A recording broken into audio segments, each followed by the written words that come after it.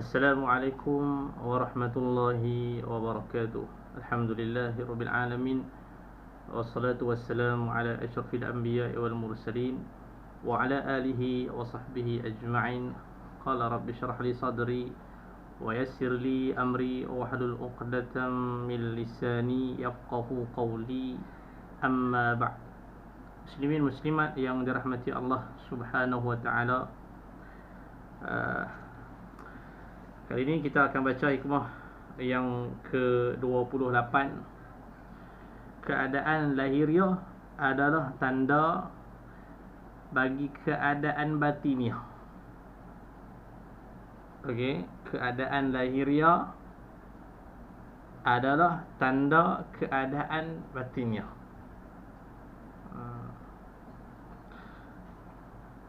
Okey, matan dia sesuatu yang tersimpan di dalam rahsia hati yang tersembunyi, lahir dan nyata pada lahiriah yang dapat dilihat. Yang pertama, poin dia, untuk kita tahu sama ada seseorang itu baik ataupun tidak, maksud dia, bila kita bergaul dengan dia, bila kita kawan dengan dia, kita akan jadi baik. So nak tahu dia tu baik, boleh dilihat pada tanda-tanda yang ada luar. Kita boleh nampak dengan mata kepala kita ni, dengan akhlak dia, pertuturan dia, pergaulan dia, tangan dia, kaki dia, kita boleh tengok luar. Okay. Kalau seseorang itu tersimpan dalam diri dia, dia seorang yang berilmu dan dia sentiasa beramal dengan ilmu yang dia ada, kemudian dia perbaiki sifat-sifat yang mazmumah, dipelajarinya, kemudian dibuangnya sikit-sikit, lalu diisi dengan sifat-sifat mahmudah yang terpuji pada syarak. Okey, di samping dia memperbaiki hubungan dia dengan Allah Subhanahu wa taala. So kalau benda tu ada pada seseorang, dalam diri seseorang, maka ia merupakan pencerminan, okay, cahaya yang tersimpan dalam hatinya. So zahir akan berbekas pada wajahnya dan sepak terjangnya. Kita akan nampak muka dia tu memang muka orang baik. Apatah lagi bila dia start bercakap, bila dia start bergaul dan lain-lain. Tu dalam tu, luar dia baik itu merupakan pencerminan dalam yang suci bersih. Sahabat Nabi sallallahu alaihi wasallam bersabda, "Lau khasha'a qalbu hadza la khasha'at jawarihuhu." Artinya, jikalau hati orang ini khusyuk, semata-mata niatnya kerana Allah, maka akan khusyuk pula pada segala anggota tubuh lahiriahnya. So bila hati baik, maka lidah, tangan, kaki dan seluruh apa yang dikerjakan anggota tubuh seluruhnya adalah baik. Tentera dia akan baik kalau raja dia baik. Okey. Dan jika tidak, sebaliknya, maka tidak baik juga lahiriahnya. Okey. Itu satu. Jadi daripada yang nombor satu, kita masuk nombor dua. So kita boleh faham, okey, akhlak seseorang berpangkal pada sampai dalam hatinya, di mana di situ menyimpan hal-hal yang baik. Okey. Kita nampak nombor 2 ni, kita boleh kata akhlak itu sebenarnya dia dari dalam. Hati tu dia menyimpan hal-hal yang baik. Bila hati itu penuh dengan cahaya kebaikan, maka inilah yang akan berbekas pada zahiriahnya, yang dengannya manusia mengetahui hal keadaannya. Sebab tu ada sebuah syair mengatakan, maksudnya manakala ada pada seseorang akhlak, sekalipun keadaan akhlaknya tersembunyi atas manusia, nescaya akhlak itu akan dapat diketahui juga. Macam orang selalu kata, hang kalau orang baik, hang duduk diam macam mana sekalipun, tak bergerak, bila orang tengok hang, sekali orang tengok, orang tahu kata dia ni orang baik. Okay? Dia duduk diam saja, tak nak usik siapa, tak nak kacau siapa, ataupun dia lari di masjid, dia duduk ujung-ujung. Tapi bila kita pandang dan sekali tengok muka, dalam hati kita kata dia ni orang baik. Itu belum dia bercakap, belum kita interaksi dengan dia. Tapi kalau orang tu jahat, memang jenis penyamun tarbusnya, hang duduk diam macam mana sekalipun, hang pakailah lebay ke apa ke, dia bila orang tengok hang, sekali saja orang tengok, orang tahu kata dia ni orang tak baik. Macam mudah faham dia lah. Kita kalau orang semayang ni, kita tengok muka kita kenal. Bukan di day dia tu ada tulis semayang, bukan di day dia tu ada tulis solat, tapi kita tahu, kita tengok muka tu, dia ada satu nur. Muka orang yang semayang dengan muka orang yang tak semayang ni, kita boleh beza. Okay? Kita tengok, kita tahu. Itu belum kita tanya, kita bercakap dengan dia, kita musafir dengan dia sekali. Okay, itu dua. So ada sikit kisah seorang ulama tasawuf besar yang bernama Abu Hafs. Pada waktu dia datang ke negeri Iraq, dia sampai, beliau didatangi oleh seorang ahli sufi besar yang bernama Al-Junaid. Al-Junaid, pada waktu Al-Junaid ini, Syekh Al-Junaid ziarah Abu Hafs. So dia melihat teman-teman yang ada berdekatan dengan Abu Hafs ni, dan di sekeliling dia, anak-anak murid dia, semua sangat-sangat beradab dengan Abu Hafs ni. Jadi Al-Junaid ni tertarik, tengok begitu sopan, santun, ta'zim. Jadi Al-Junaid ni tanya kepada Abu Hafs.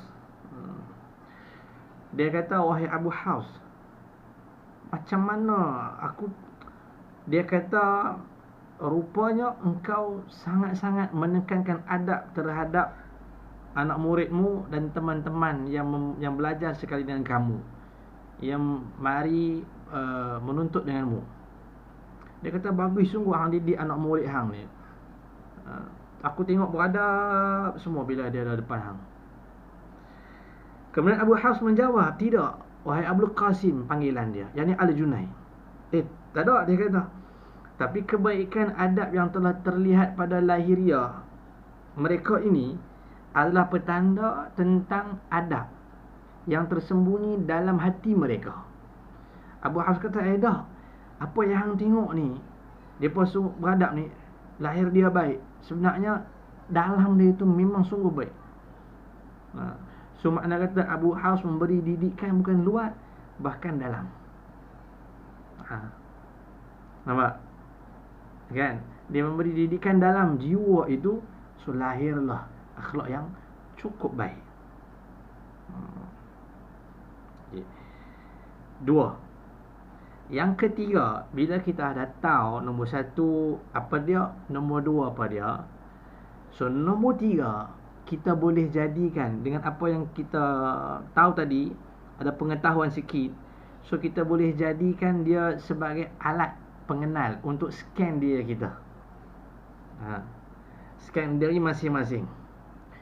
Kalau kita mengaku kita cinta Allah dan kita cinta Rasul, Tapi dalam masa yang sama, lahiriah kita tidak sejalan dengan apa yang kita sebut, berarti kita sedang berada dalam kebohongan yang nyata. Okey, lahiriah tak sama seperti mana apa yang kita cakap, berarti itu satu kebohongan terhadap diri kita sendiri, di mana sebenarnya kita tidak mencintai Allah dan Rasul, tetapi kita lebih mendahulukan hawa nafsu kita. Satu berkata Ibnu Mas'ud radhiyallahu anhu bahwasanya dalam hati manusia itu dia ada dua hal. Yang pertama hal yang berkaitan dengan malaikat, yang kedua hal yang berkaitan dengan syaitan. Termasuklah hawa nafsu. Maksudnya satu bisikan daripada malaikat, satu lagi bisikan daripada hawa nafsu ataupun syaitan. Okey. So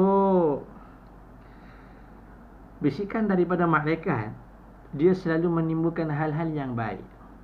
Contohlah kita masuk bilik ayak, masa nak tidur kan, masuk bilik ayak lalu habis buang ayak semua, so kita nak keluar. Waktu nak keluar tu dia ada rasa teringat macam terlintas, biar aku ambil wuduk sekali. Lintasan baik itu sebenarnya ilham yang diberikan oleh Allah kepada malaikat dan lintaskan dalam hati kita. Cuma kadang-kadang yang menang tu hawa nafsu. Dulu kita dah sebut dah benda ni. Kita tak mau cerita lagi sini, kita sebut dulu. Sebab tabiat manusia tu selalu menuruti kehendak nafsu tu.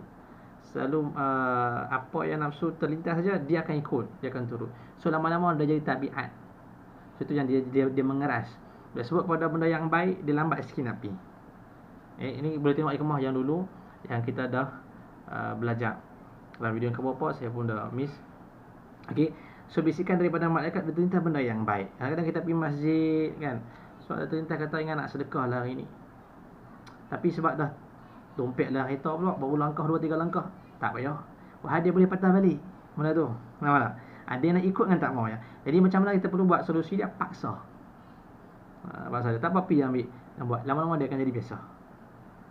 Satu lagi bisikan daripada hawa nafsu ataupun syaitan. Dia menyuruh kepada benda yang lara, dosa dan maksiat. Nafsu ni saya pernah sentuh dulu. Kalau kita nak kenal nafsu ni, kita buat perbezaan saja. Kita tanya diri kita, bangkit di tengah malam dengan tidur waktu tu, semana yang lebih sedap? So kita akan jawab kata tidur lah. Itulah nafsu. So kita scan lagi. Aku kalau duduk di masjid dengar ceramah, i'tikaf sat, zikir apa semua, dengan aku duduk di rumah atas sofa yang empuk, sandar elok kan, sambil tengok televisyen, makan pula apa kacang ke minum air ke apa. So mana yang lagi sedap, duduk di masjid ke duduk di rumah atas sofa? Dia akan jawab diri ni, dia kata duduk di rumah sedap lagi. Itu nafsu. Nampak? Yang saya sebut tadi tu biasanya kita akan cepat terikut dia. Okey, so dia perlukan mujahadah, perjuangan di situ. Itu nak scan nafsu lah. Dia suka benda-benda neraka. So ada dua bisikan, satu bisikan daripada malaikat, satu lagi bisikan daripada syaitan.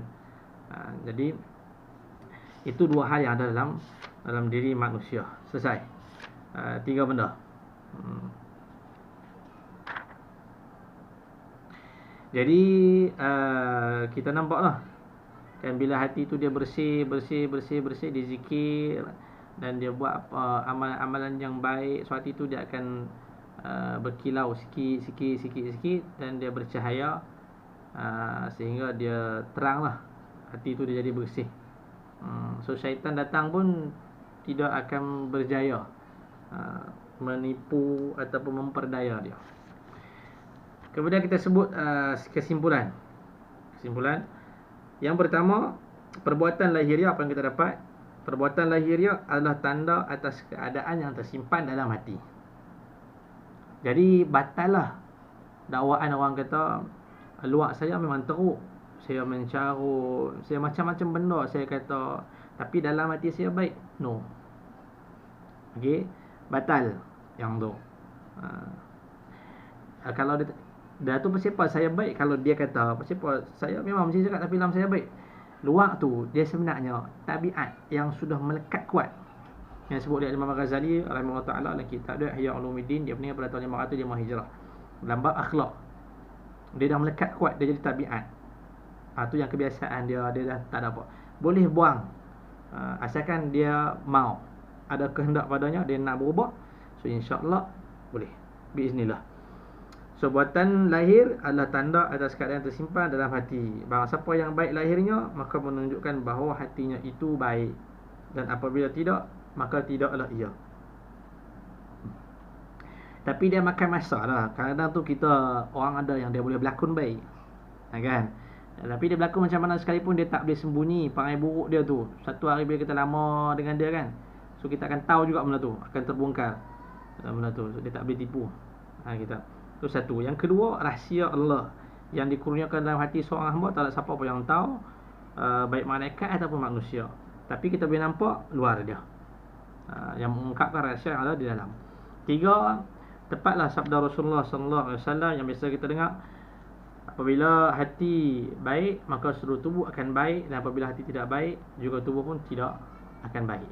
So yang keempat, taufik dan hidayah itu dia datang daripada Allah Subhanahu Wa Taala dan bukan dari manusia. So jangan lupa bermohon kepada Allah dan mengharapkan kepada beliau.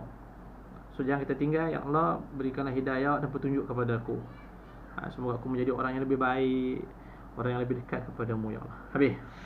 Selesai. Alhamdulillah. Nanti so kita dapat pada hikmah yang ke-28 ni, satu, kita nak kenal orang tu baik macam mana. Bukan untuk kita cari salah orang. Satu, dia dah beritahu tadi macam mana kita nak kenal orang tu baik. Bila kita dekat dengan dia, bila kita berkawan dengan dia, dia akan memberikan perubahan dalam hidup kita ke arah kebaikan, banyak ataupun sikit. Bila kita rapat dengan dia, kita akan banyak benda baik yang kita bagi daripada benda yang jahat. Okey.